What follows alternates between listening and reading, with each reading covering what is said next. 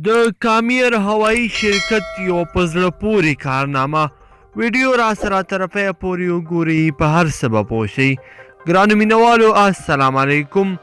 کامیر هوایی شرکت د خپلې الوتکې یوه برخه د ډاکټر ناکامورا په عکس پوښلې ده.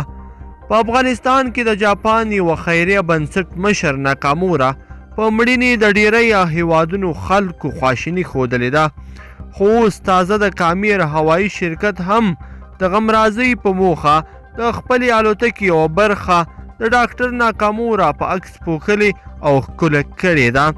ناکامورا تېره ورځ د ننګرهار ولایت په جلال ښار کې د نامعلومو وسلوالو له لوري په یو برید کې د 4 نورو ساتونکو سره یو ځای ووژل شو.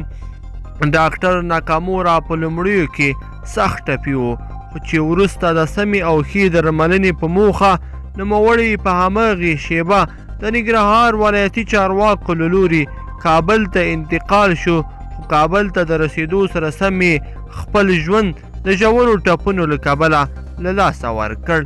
د ناکامورا وژنې د افغانستان سربیره په ټوله نړۍ کې سخت غبرګونونه راپارولي دي.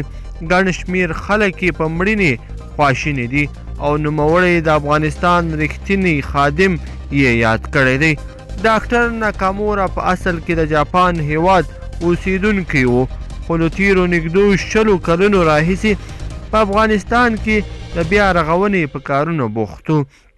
ډاکټر ناکامورا په ننګرهار ولایت کې له جوماتونو او دیني مدرسو نیولې، د اوبو کانالونو بندونو جوړولو، د ځمکو شنه کولو، د باغونو رغول او جوړول د څاګانو کیندنې د کار یوه برخه وه.